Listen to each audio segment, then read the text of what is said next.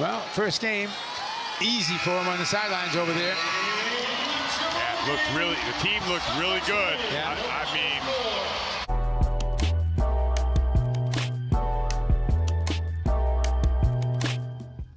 mean, YouTube, how's everyone doing? Jags to Riches, James Peters, thank you all so much for your time. We are back, ladies and gentlemen. Boston Celtics NBA basketball. Woo! Wow, man. After what was no doubt a long, strenuous, stressful, at least the conclusion was to this offseason. And as our man Jaylen Brown said, basketball is a great equalizer, and it is extremely refreshing just to get back to it. A few things to talk about today. Since I last spoke to you, obviously we have signed Blake Griffin, a few injury updates, and of course, preseason game one against the Charlotte Hornets, where we would see our Boston Celtics pull out a 40-plus point victory, 134-93 again against the Hornets. Going to discuss the box score, more so some of the key takeaways from that game. As we all know, it's preseason, so it's not something to really overreact to. I loved, this one statement I kept hearing. It was that last year Juancho was starting game one. So Juancho Hernan-Gomez started game one of last year's preseason. So that just kind of lets you know what exactly, what to expect, so to speak. This, to me, preseason is just to, kind of see what what the guys have been working on. But more so, it's just to kind of see about the, the additions to your roster, some of the deep rotation, just to kind of, especially with this team, it's extremely top heavy. You've got this returning core. Add Brogdon, you've got like a strong 8-9 man rotation, but you want to see, what else is going on. And there were a few key players I want to speak about. But before we get into anything else, Blake Griffin, right? I didn't actually do an immediate reaction to this, but let's talk about Blake Griffin for a second. So how did we get here? As you all know, it was one of those things where even when the Boston Celtics were completely healthy, before any of the before any of the injuries happened, just after Brogdon and Gallo was signed, we kept saying the one more thing that they need to address could potentially be front court, big men depth. Bringing in someone, we talked about all of the, actually Blake was the one person we didn't mention, but Montrezl Harrell, Dwight Howard, Aldridge, Boogie, etc. Right? So that was before any injuries happened. We thought that they needed to bring in a potential third big. Then Rob Williams gets injured. It originally is being reported as a 4 to 6 week, if memory serves right. We're thinking that he might, miss the first month at most of the season, the first couple weeks, but he would be back, early into the season. The procedure goes down, and of course now it comes back that instead of, a month, it's now looking like it's going to be several with an 8 to 12 week timeline. Again, very disappointing just for Rob's sake. He already has that, part-time Lord stigma just based on how often he's been injured and how injuries are such a major part of his identity now. But I mean, don't let it fool you. This is all about making sure we have him for the end of the season, opposed to, the beginning. Think of last year. He was incredible throughout the regular season, gets hurt towards the end of the season. We suffered, a lot in the playoffs, not having a healthy Rob Williams, but and not to mention, I think this could be potentially some growing pains early in the season, but we learned last year that you can bounce back from a rough start. So again, making sure he's healthy, geared up and ready to go for the back half is all that really is important when it comes to Rob Williams. But then, so you're looking at, all right, shit, Al Horford, who, by the way, not playing back-to-backs. You got Al Horford, you got Luke Cornett, you brought in some of these other guys. And Luke Cornett, you've got him, he's making waves, practicing with the ones, doing all this shit. You're like, oh my God. And he gets hurt. It's like, all right. By the way, before any of this happened, of course, the Gallinari injury. So you're talking about 3 of your bigs all getting hurt. So now you're looking at Al Horford and then just the guys you brought in, Fiondu Capinjali, Noah Vonleh, people along those lines. So they made a move, brought in Blake Griffin. Now, Blake Griffin, honestly, every single one of those guys is in the same situation. Boogie, Blake, Dwight Howard. These are all guys that at once upon a time were all-stars. Dwight Howard, champion Hall of Fame. These guys were the real deal superstar level talents now in their 30s, and they're essentially ring chasing. Now, Blake Griffin spent the last couple seasons with the Nets. Prior to that, the Detroit Pistons, and of course the Clippers. 6-time All-Star. This is a gentleman, 6'9", about 250 pounds, 5-time All-NBA. And like I said, the past 2 seasons with Brooklyn, the first year he was there, he was averaging about 10 points, 5 rebounds, shooting about 38% off, from 3 in about 21 minutes a game. Last year, about 6.5 points, 4 rebounds on 17 minutes. His shooting was shit at 26%. But just a few years back, when he was with Detroit, he was an all-star, maybe like 4 years ago. His last season in Detroit wasn't an all-star, but he still averaged about 12 and 5. So when I think of Blake Griffin, it's a vet, it's a big man. And I think when you really look at some of the other guys like Boogie and Dwight Howard, Montrezl Harrell, I think that they approached it again. These guys are all in the same situation, give or take. But I think that, locker room, there's a lot of drama going on this team. LaMarcus Aldridge is heavily tied to Ime. I think that they just looked at Blake as, one of those guys with a lot of bullshit going on. He could potentially come in and actually be a really good impact on the locker room, help out the Al Horfords, Malcolm Brogdons, and, just be somebody that's not stirring the pot of bullshit like, Boogie, Montrezl Harrell. Like, those are guys that those personalities have had issues in the past. So maybe they approached it like that. My expectations from Blake are not really big. I'm not expecting anything more than probably what you're expecting, maybe 15 to 20 minutes a game, especially early on. He might get some additional run just with the injuries. But if he could come in and average, if he could play 20 minutes to start this season and just because as a Celtics fan, I kind of feel like I got both sides of it in some of these playoff series. I seen him offensively look good at times, right? Some really good pass, hitting some big shots. Been on the defensive end, I seen Jaylen Brown just have him spinning in circles. So if Blake can come out and average, somewhere in, like I said, 15 to 20 minutes and get you 6-7 points, 4 or 5 rebounds, and just, be an additional big man, just a body and hold down the fort, I don't think you can really ask for too much more from Blake. So I'm not against the signing at all. Fully guaranteed 1 year to bring in a guy who was once upon a time, a 22 and 10, Lob City, one of the, premier superstars of the game. I'm all for it.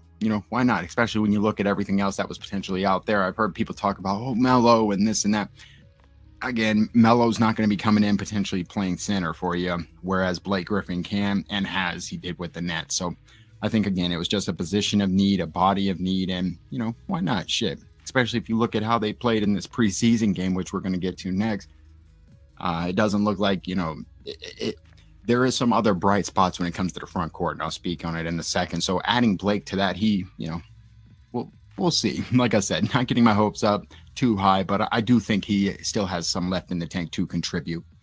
But on to yesterday's preseason game, again, against the Charlotte Hornets, game 1, 134-93 victory. And of course, guys, we are going to start with the box score. Right off the bat, Jaylen Brown, 24 points, 5 rebounds. He was 8 for 11 from the field. And this is in 24 minutes. Yeah, it was also 3 for 5 from the 3. Jason Tatum, in 22 minutes, he had 16.6 rebounds, 3 assists, 2 steals, was 4 for 11. You had my man Malcolm Brogdon making his debut, coming off the bench, playing 24 minutes also, had 11 points, 5 rebounds, and 9 assists. He was 4 for 9 from the field, 2 for 6 from the 3. Another gentleman I want to speak about is Mr. Sam Hauser, 14 points off the bench, was 4 for 5 from the 3. And of course, showing some love and respect to the opponent. Charlotte, of course, you got plenty of former Celtics there, even though Gordon Hayward did not play. Terry Rozier at 11 points, Kelly Oubre as their leading scorer at 17. LaMelo did play. He had 7 rebounds, 4 assists to go with 14 points. So right off the bat, the Boston Celtics, my key takeaway was I phenomenal. Like, I loved it. Loved every well, not every, we'll talk about some issues, but loved it. You know, people, you'll hear them say, oh, it's just preseason.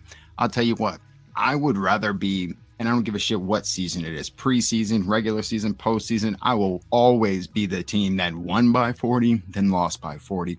Right off the bat, they won by 41 points. They had 41 assists. Hello. Like, now we're talking. Awesome.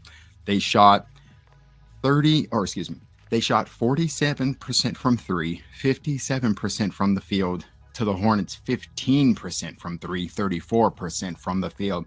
However, I do believe they had it. I think it was either 23 or 25 turnovers. I want to say 23 turnovers. That right there gets me a little uneasy. But again, putting up 134 points and having that amount of turnovers, you'll take it. But a few players I want to talk about, four in particular, and I'm going to start with Jaylen Brown. Again, 24 points, 5 rebounds, 3 for 5 from the three. Coming into this, I've been kind of starting to work on like a preview video, kind of doing, you know, a lot of deep diving, getting some predictions on projections on statistics for this upcoming season. And I really do believe that Jaylen Brown has made strides every single year. He has come in and done just like has taken that next step. But for some reason, I think that you have a perfect storm of everything that's about to come together for this young man. And I think you're going to see an all NBA level, all-star without question level season from Jaylen Brown. I think that he is going to really, really kind of push the gap of him and Tatum this upcoming season. Everyone, again, you know, my favorite player in the league, Jason Tatum, but I've always been on the record saying Jaylen Brown, I feel like is a 1B, 1A, 1B, not a 1, not a 2, 1A, 1B. I have a video saying, you know, Jaylen Brown, is he the second best option in the NBA? I mean, I really feel like we are coming into what is going to be a humongous year for him. He obviously grinded this offseason. He led us in the finals. And I think that with all the KD bullshit and all just this long stretch of break up the Jays and all the Celtics, Boston media and their bullshit, I think that he's been triggered and he is ready to just take out some frustration, kind of like, okay, you know, let me show you. I'll continue to doubt while I continue to make you believe. I think you're looking at maybe close to a 26 point per game type season, maybe like 26 points, 6 rebounds, 4.5 assists type shit. I love what I've seen from him, man. Jaylen, man, watch out for Jaylen Brown this year. Let's just put it like that. I'm very excited to see that, man, this season and what he can potentially do. Let's keep him healthy and let's see him take off. But obviously, Jason Tatum, 16.6 rebounds. But I also want to talk about Malcolm Brogdon for a second. 11 points, 5 rebounds, 9 assists. Man, how smooth did that dude look? Just smooth, fluent. Him and Sam Hauser look like they've been playing together forever. I mean, it's just, you can automatically see him being the best playmaker, the best you can see a lot of the things that we were missing and what he really potentially brings to this team. I'm very excited about Malcolm Brogdon, man. Some of those looks that he was getting, and then that brings me to our next guy, Sam Hauser, 19 minutes. I mean, 4 for 5 from the three, 14 points. He was a guy this offseason, summer league, I wasn't as big on, just based on the fact that he kind of, you know, shit the bed a little bit in game 1 of summer league, looked better in game 2, but then, you know, didn't play again. I was kind of in this place like, but I mean, hey, 6'8" forward. He's been with the team now, got a new contract, and man, if he can do what he did last night, he will have a role with this team. And I mean, we'll have to see, man. I've been wrong before, and Sam looks like he's ready to prove me wrong right now, man. That was pretty good stuff from Sam Hauser. And then I want to end on my guy, Fiondu Kabengele. 11 minutes, 10 points, 3 rebounds in those 11 minutes, which included the 3-pointer. Fiondu is one of those guys. It's no secret that I have been really high on him this entire offseason. If you look at any of my summer league videos, I was screaming him, praising him, just because he just was that one constant bright spot throughout the entire offseason in summer league, right? No matter every single game, he just 13 points, 10 rebounds, 16 point, whatever it was. His offensive rebound was incredible. Two-way player, plays above the rim. And like I said, not to mention the best video I've ever had on my channel was when the Celtics signed him after that Summer League breakout, 6,500 views. So shout out to Fiondu. I am extremely excited about that gentleman, especially because of the front court situation. So we'll have to see. I feel like, obviously, again, preseason, plenty of questions, and we need to see a lot more of this team. But when you think of just everything that's been going on negatively around this team with all the Ime Udoka scandal and saga, it's just really refreshing and good just to get back to basketball and remembering how good and talented this team really is. So shout out to Joe Mazzulla for his first win. Shout out to the Boston Celtics for a 40-plus point win. And like I said, man, I'm very excited to see what comes next for this team. And we are just getting started, ladies and gentlemen. But hell, shit, a couple weeks away from the NBA season start date. And we are 2 days away from game 2 of the preseason. So they got, I believe, Toronto coming up on Wednesday, if I'm not mistaken. Let me double check. Yeah, we got Toronto coming up this upcoming Wednesday, the 5th. And then, of course, the 76ers on the 18th. But again, guys, thank you all so much for your time. Jags to riches, James Peters. I hope you all have an excellent conclusion to your day. Take care, guys.